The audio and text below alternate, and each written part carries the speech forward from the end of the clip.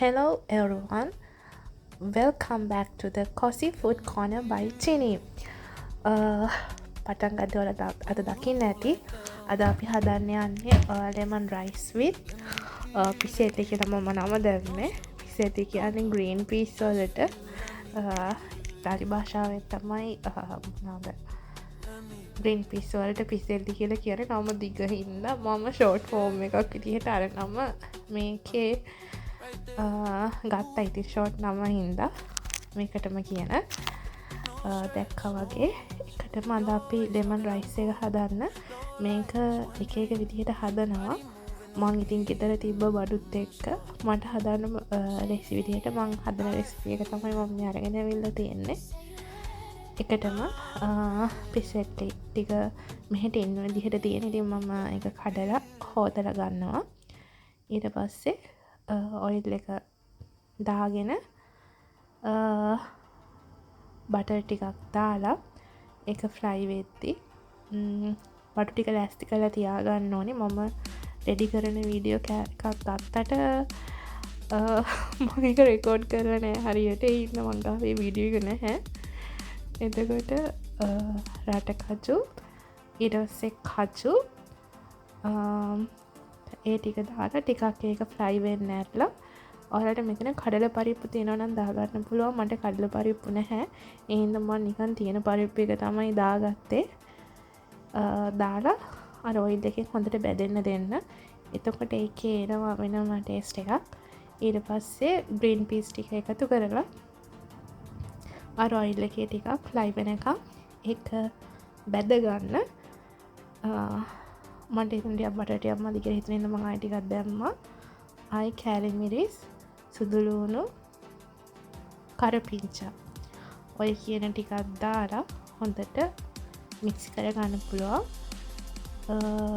ඔයාලට මෙතන මේ තව මොනවාද මුදරස් පළම් වගේ තියෙනවා නම් ඇඩ් කරගන්න පුළුවන්. මට ඒක නැහැ. එහෙනම් මම ඒක ඇඩ් කරගත්තේ නැහැ. මේ ටික දාලා හොඳට ෆ්‍රයි කරගෙන ඊට පස්සේ මම දෙහි ගෙඩි දෙකක් මේක ලෙමන් රයිස් එකක්. ඉතින් මම ලොකු දෙහි ගෙඩි දෙකක් මිදි කරලා යුෂ අරගෙන තිබ්බේ. මේ වෙද්දි මේ ඔක්කොම තමයි කලින් ඔයාලා බත් එක මම බත් එකට ලුණුවත් මුකුත්ම දාන්න නැතුව නිකන් රයිස් කුකර් එකේ බත් එක කුක් කරගෙන තියෙන මේ වෙද්දි ඒකට මේක මික්ස් කරගන්න තමයි තියෙන්නේ. ඊට පස්සේ තමයි අපේ ෆයිනල් රිසල්ට් එක එන්නේ මේ විදිහට.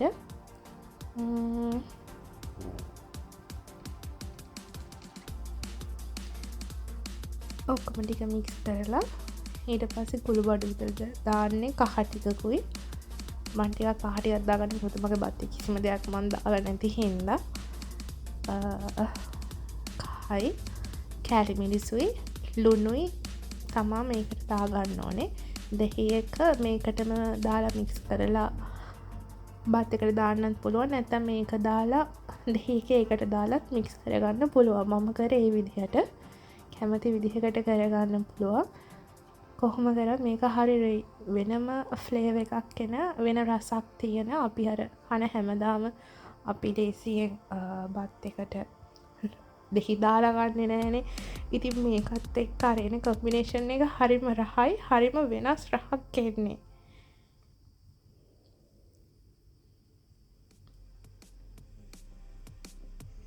මම සැරට ගන්න ඕන හින්දා කෑලි මිරිස් ටිකකුත් දානවා.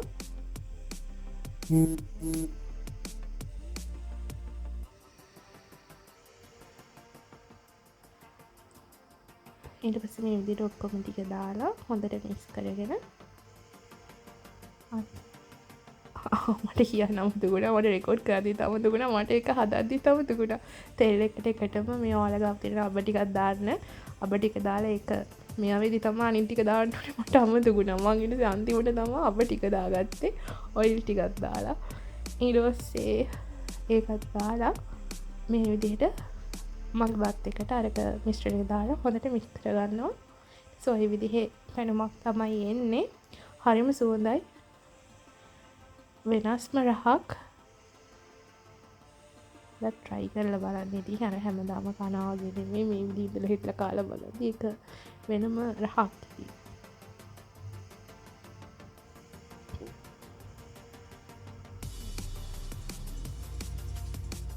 කොත්තමල්ලි කොළ මෙතන මේ විදිහට කොත්තමල්ලි කොළ එකතු කරගන්න එකේ අර බත් එක තැම්බිලා තියෙන ඔය දැන් අපි දාපු මිශ්‍රණෙත් එක්ක හොඳ සුවඳ හොඳ ෆ්‍රෙෂ් ෆ්‍රේග්‍රන්ස් එකක් එනවා මේ රයිස් එකේ. try කරලා බලන්න. සුවඳයි රහයි දෙකම තියෙනවා මේකේ. මේ තියෙන ඊට පස්සේ ඉතින් මම බත් එකට බෙදාගත්ත එක.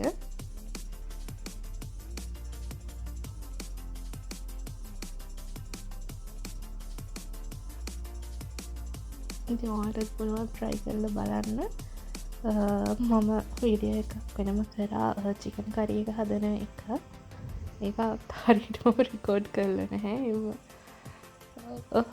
බලන්න ඒකත් තිබුණත් අප්ලෝඩ් කරන්න.